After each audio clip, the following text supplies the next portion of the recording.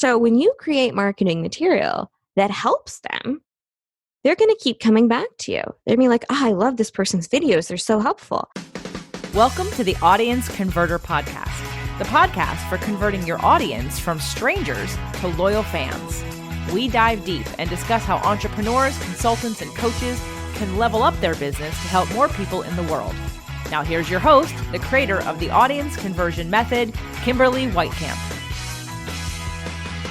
Welcome back to another exciting episode of the Audience Converter Podcast. I'm Kimberly Whitecamp, your host, conversion copywriter, and marketing strategist. And today's episode is a little bit different from all of our interview episodes because it's a chance for you to ask me your top questions about marketing, your business, and building your dream.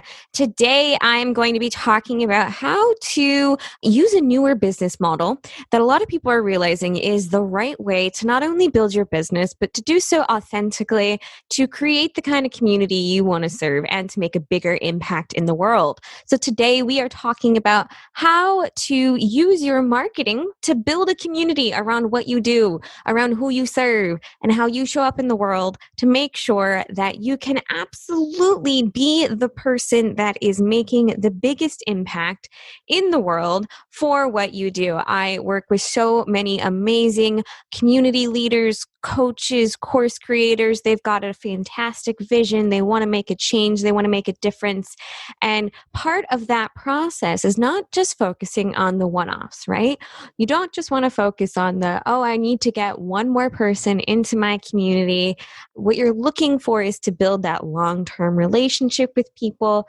And I'm really excited to kind of dive into this and talk a little bit about how you can do that by creating the right marketing material in the first place. But before we get into the topic for today, I just want to remind everyone that I host these Ask Me Anything episodes at least once a month. So if you want your questions featured on a future episode of the Audience Converter Podcast, reach out at contact@theaudienceconverter.com. Be sure to put AMA question in the subject line so I know you're contacting me because you have a question you want answered.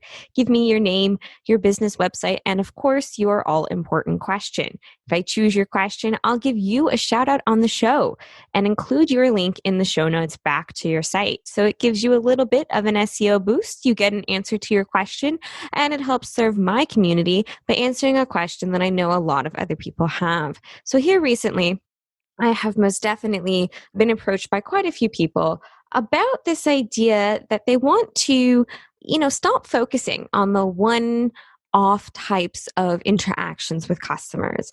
I feel that there's so much information out there about the importance of what we like to call in the marketing world lead generation, which means it's really, really important for you to get new leads. But I don't like that term because it kind of changes the idea in our mind that all we're doing is we're looking for leads. And we kind of forget that each lead is an individual person. It's an individual person that we can make an impact on, that we can help, that we can interact with and make a difference in their lives and help them improve. So when you only focus on, I need more leads, and all of your marketing and all of your business is focused on getting more and more new people into your business, you kind of forget the long-term gain, the long-term goals. You kind of forget about making a long-term impact because you're always focused on getting new people. And then the people who are already there, who've already said yes, who are already like, yes, absolutely, I like what you have to say and I want to learn more about it, those people kind of start to feel neglected because the only time you ever reach out is when you have something specific to sell. And when we don't build that relationship, when we don't take the approach of, yes, I want new people into my community, but I also want to nurture and grow and see my community thrive, then it's a very different kind of business that we're running. So the first step to making sure that the marketing you're doing is going to be the right kind of marketing to build a community around what you do.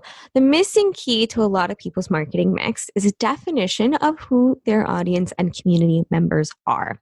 So if you heard me talk before about the audience conversion method, let me just dive into that real fast. I created the audience conversion method because a lot of my clients, I realized there was something missing in their marketing. Partially, they didn't have a strategy, but they also didn't even know where to start with creating a strategy. So, the audience conversion method is a way for you to create a marketing strategy that makes sure you're speaking to the right people at the right time with the right message. There are 5 parts to the audience conversion method. Part number 1 is audience. Then we go into the ask, the audit, the answer, and the action. And all of those, of course, we can dive into a little bit more later. And I have several other pieces of material around those topics. And of course, I teach people the audience conversion method live in a course every month, and that will be opening again soon. So if you're ready to create the kind of marketing that brings in the right people at the right time who will become loyal fans, you can join the next class of the audience conversion method live. It's a deep dive into how to ditch the launch, and we cover that first in a master class, and you can get all of the juicy details for that at theaudienceconverter.com/missing-key-ditch-launch. Unfortunately, my pretty links aren't working right now, so that is the longer, less fun URL to type in, but that's okay because of course, all of these links are in the show notes. Again, so if you want to learn a little bit more about the audience conversion method and how you can use it to create the next 12 months of your marketing, so you know what to say, when to say it, how to say it, and exactly how you're going to get it done, be sure to check out and sign up for the next masterclass to learn about all of those details. But let's get back to the topic about how to build a community with your marketing. So here's the thing. From a business perspective, building a community makes the most sense, so that we can talk about logistics first here. If you have a community of people who every time you say something, they want to hear about it, they want to share it, they want to buy something if you offer it, that's a really great, solid customer base to build and grow your business from. From a perspective of growing and making a movement and making a change and making an impact, especially as a community leader, building and focusing on growing, attracting, and building your community is also a really great plan because, the more people you have, the bigger impact you can make. Not only are you going to make a difference in their lives, you'll make a difference in the lives of the people they touch. And especially if you're focusing on people who make a difference in the work they do, you can expand their reach by helping them expand their businesses as well. I kind of view copywriting as the ultimate tool for doing so. Everyone I help, I'm helping them not only build their business, grow their business, and make themselves more money. I'm also helping all of the people they help do the same type of thing. And most of the people I work with are community leaders. They have some kind of impact that they're looking to make in the world. So by me helping them grow their business, I'm helping them expand their impact in the world as well, which is fantastic and awesome. So the missing key to a lot of people's marketing mix is that they don't really define what that community looks like. Who are the members of the community you want to attract? Who are those audience members that you want to attract? Use the word audience because most people can understand that the audience of people who watch something, they all have something in common. Let's say the audience members who all watched Game of Thrones, right? That was an international phenomena. Everyone knew what it was. I have never seen an episode in my life, but I do know what Game of Thrones is. But there was a wide audience. However, the people in that audience were very diverse. They were very different. They had a similar interest, right? They all really liked the show to the point where, if it was delayed, I recall the last season wasn't going to be shown for 2 weeks or something around the world, and everyone was so eager they didn't want to hear about it on social, so everyone was kind of sharing it around, which not very great, but also shows that the people were a very dedicated members of the audience. But you also have audiences at a rock concert, audiences at a theater, some of which are things that we will eventually get to do again once COVID has kind of gone by the wayside, but the idea is that your audience members, they all have a similar interest, a similar problem, or a similar goal they want to reach, but they are very diverse people. So, people who want to lose weight, they have a similar goal. They want to lose weight, but the type of people they are, the type of environment they're in, the support they do or don't have, those are all very, very different. So when you are creating a community. First, you kind of want to decide, or at least have a general idea in your head as to who the ideal community members and audience members would be. Because if you don't know that, it's really hard for you to create the marketing material that's going to bring in the right people to build and grow the community. You have to know who those people are first. So, we've talked about the new business model and how communities are a really great tool to grow a sustainable business. And so now I want to talk a little bit about how can you build that community with marketing. Now, I know a lot of people I speak with, when I first talk to them initially, they're like, I know I need to do some marketing.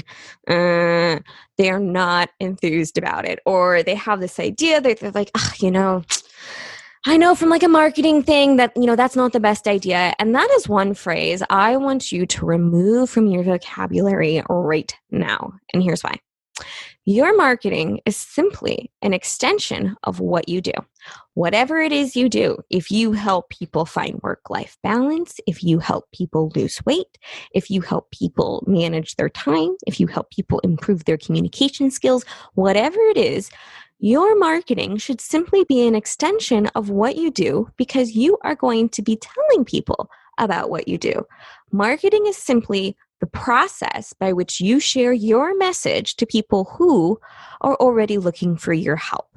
Okay. These are not people who, I don't want to talk to them. I have to do something super, super different because then, that's a good idea from a marketing perspective. No. The secret weapon most marketing plans overlook is that there are people out there who want your help. There are people out there who need your help. There are people out there who are looking for your help. So your secret weapon is to help them. And the way you help them is the way, of course, you're going to work with them anyway. So why on earth would you change the way you talk about your process, the way you talk about your business, the way you talk about yourself, the way you show up and share yourself with people who are interacting with your company, your business, or your marketing materials for the first time? Why would you change that interaction because it's marketing? And I'm doing little quote fingers here. You probably can't see.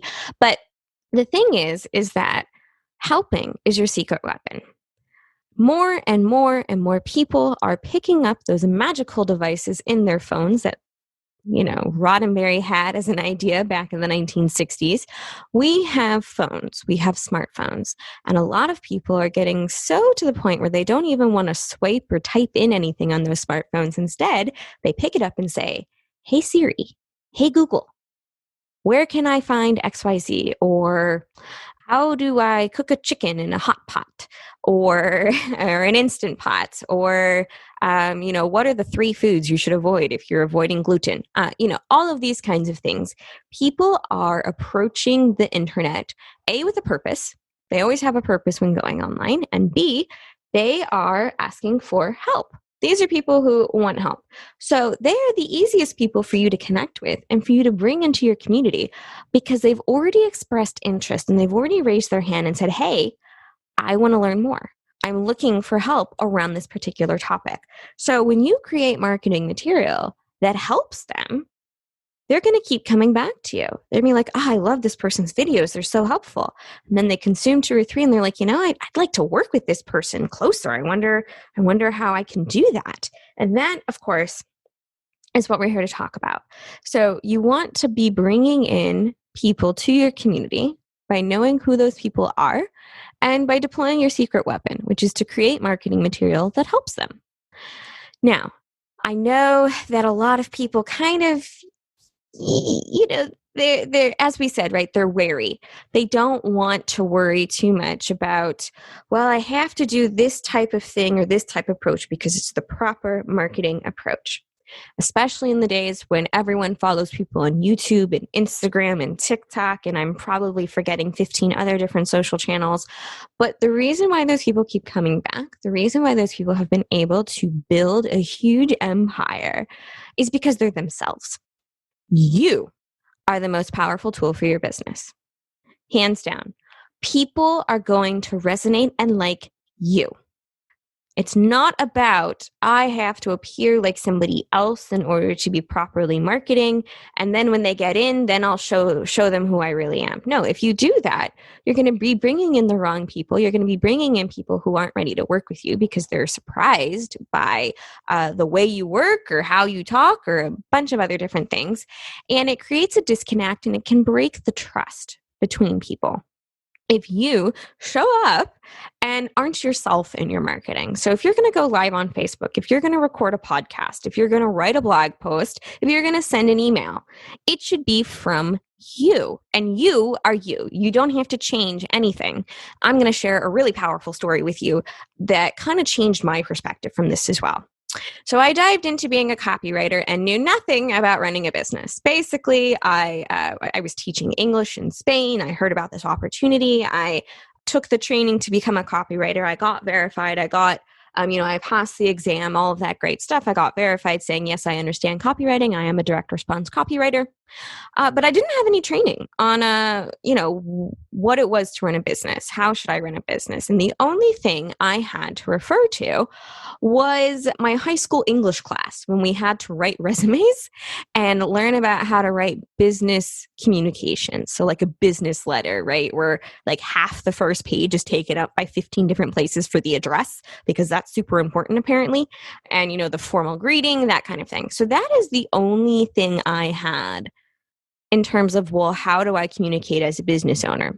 And I really wanted people to realize that I was serious, that I was a business owner, that I'm not someone who's going to do work for free, because I run my business, and my business is me copywriting, is me writing the words that are going to help you and your business. So when I first got started, I would write emails as if they were business letters. I would have a formal greeting. I'd have really formal and clunky language. I, had no personality in the emails. It was all strictly what I like to call the corporate wee-wee. I help this, I do this, we do this, we do this, we understand this. It was very dry, it was very dull, and it was definitely not a reflection of me and who I am. And I went to my first networking event and was able to land a couple of clients. And one of them said something to me that transformed my business, it transformed my perception, and it honestly helped me save my business before I made it crash and burn. And here's what I mean. They told me, I'm so glad I met you in person, that I got the chance to meet you in person, because I had been communicating with this person beforehand, right? They had given a couple of opportunities before the event to submit some samples and stuff, and I had been emailing back and forth. And they told me, they're like, I'm so glad we met in person, because from your emails, I thought you were a completely different person. And that person, I wouldn't have wanted to work with. It was too formal. It was too, it wasn't a right fit for the way we do things in our company. But I'm so glad we got to meet you in person, because I love your energy. I love your enthusiasm. I love the way you work. I love the way you talk about things, and I can tell you're passionate about what you do. And I'm really excited to have you do this project for us. And that really made me pause, because it made me realize that my emails were part of my business. They were me marketing myself. I am selling working with me. What do? I write copy. I write words. I help people figure out their marketing strategies. But the truth is that there are thousands of copywriters in the world.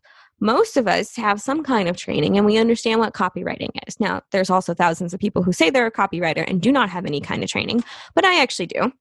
But there's tons of people out there who do that. The reason why someone wants to work with me is because I'm me. The reason why someone wants to work with me, the reason why somebody wants to learn from me, the reason why somebody likes the way I'm going to help them build their business is because they like my approach. They like me. So it's really, really important that you are in your marketing. You are the most powerful tool for your business. Now, what does this have to do with building a community? It's the same type of thing. When you are a community leader, people stay in your community because they like you and they like the community you've built. So when you define the right kind of people to be in your community, you're building the right community for others so they can get that great community interaction. And you have to be you. People are going to stay in the community because they like the way you run things. They like who you are. Nobody else. Nobody else can replace you. Nobody else can, emulate you. You are you. And you are such a huge part and an integral part of your business and of your marketing. And you shouldn't be, kind of trying to hide that or be somebody you're not in terms of your marketing. So if you want to build a community with your marketing materials, first step, decide who's going to be in that community. You have to know obviously how you're going to help people, what you want to do, what the big mission is, all of those kinds of things. But those can kind of bog people down. It can confuse people. It can make them a little bit worried. So first off, decide, who are you going to help? Or do you have a general idea of who's not a fit for your community? So for example, I work with people who are community leaders. They're interested in building a long-term relationship. So if somebody comes to me and they say, look, I want to increase the number of leads I get on my website. I don't care about the conversion of anything else. I just want a lot more people to my website. I'm not going to work with them because they're focused on getting new leads, and they're not focused on nurturing and building a community. Pretty simple. So what you want to do is be yourself. Define who is, the right kind of person for your community and ditch that lead first mentality. Yes, it's important, obviously, to always be getting new people in because communities change, they shift. You do always want to be growing your community, but remember, you also want to be nurturing. You want to be connecting. You want to be building that relationship with people within the community. And one of the best tools to do that is through email. While social media, it's maybe a little bit more direct, you can do one-to-one messaging, all of this kind of stuff. Here's the thing.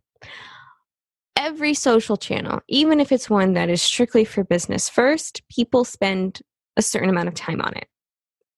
And they may or may not be open to working with you in a business capacity depending on the social channel. Also, the social channels, they are always changing their algorithm. I can't, every time somebody tells me how to make sure everything gets seen on Facebook, 2 days later, nothing I do is working anymore because the algorithm's changed, or it's changed for me, but not for my friend. It's, you don't control the algorithm for social media. So no matter how many followers you have, unless you're willing to pay to continue to boost your content, a good portion of them aren't going to show more than 85% of the people who said they want to hear from you. They're not going to see anything from you.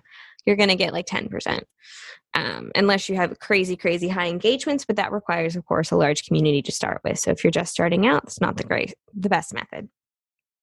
So, you don't control social. You don't control social at all. And social can always decide to change its rules.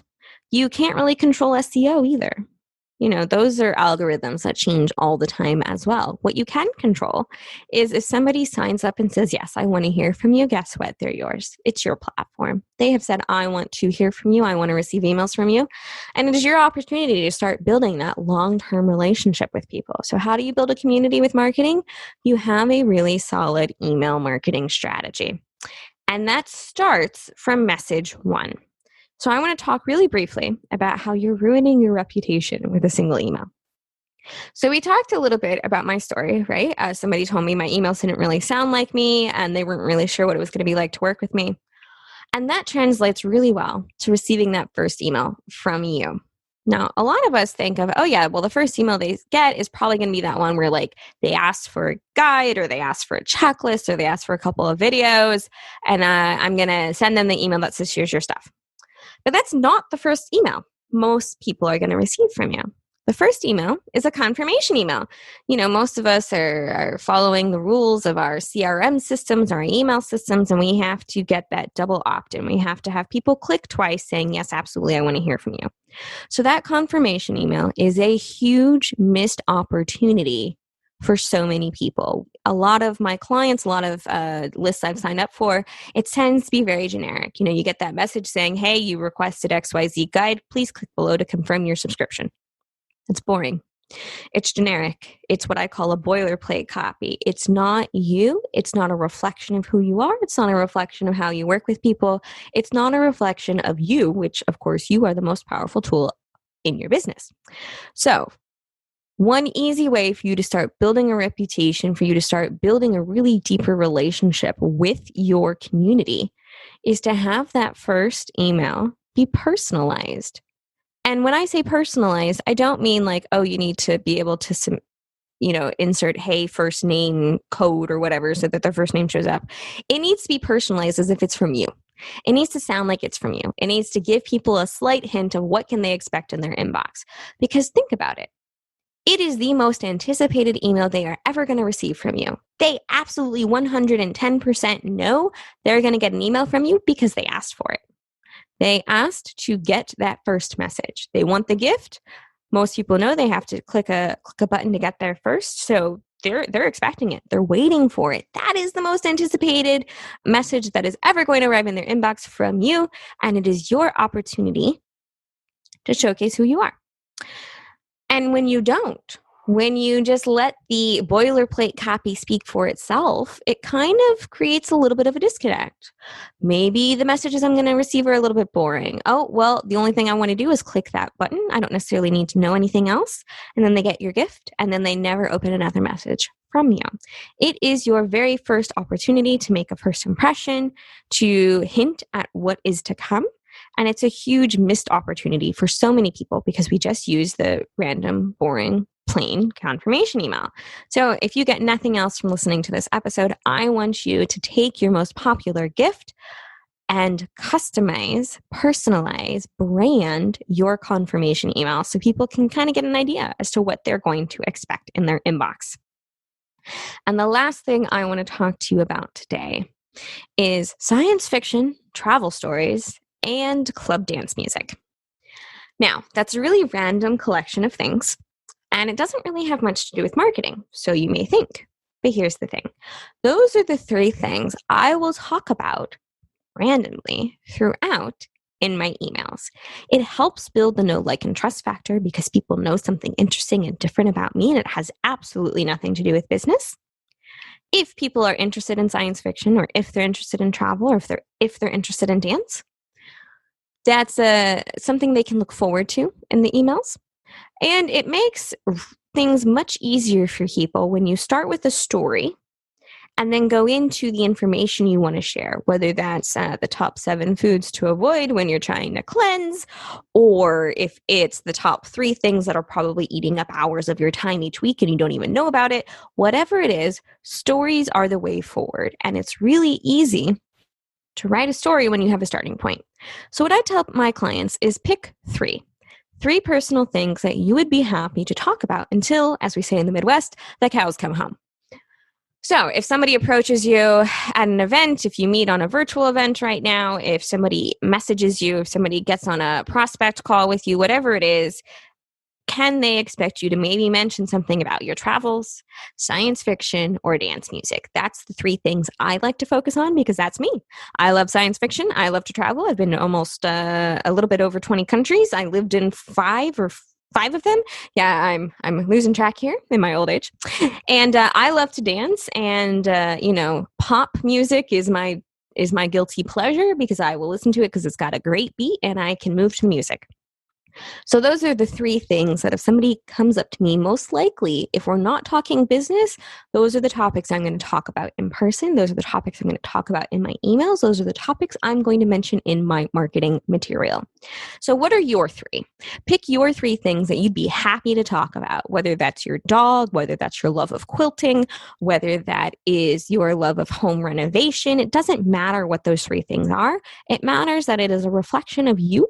And it's another easy way for you to show up in your marketing material so that you can build a community around you because it's something people are going to resonate with. So, today we talked a little bit about how to build a community with marketing, especially focusing on, why the new business model of community first is really important, the true cost of lead first mentality and how that doesn't create the greatest experience for people, and the missing key to your marketing mix and why it's so important for you to really know who you're talking to before creating any kind of marketing. If you're ready to create the kind of marketing that brings in the right people at the right time who will become loyal fans, please consider joining the next class of the Audience Conversion Method Live. We will dive deep into how to ditch the launch on the next masterclass, and you can get all of the juicy details at theaudienceconverter.com/missing-key-ditch-launch. And of course, those links will be in the show notes. So, just a quick reminder that this was one of those special solo episodes where I answer questions that I have seen out in the wild a lot or people send me directly. If you want to get your business a shout out and highlighted on another episode of the Audience Conversion Method, please send me your questions at contact@theaudienceconverter.com, and remember to drop AMA question in the subject line. Thanks for listening, and I can't wait to have you on next time when we talk about another great topic and how to convert your audience as a community leader. Until next time, keep calm and get to marketing. Thanks for listening to the Audience Converter Podcast. For more information and important links about today's show or for access to our website, visit theaudienceconverter.com. Take a moment to rate and review on Apple Podcasts or wherever you get your podcasts.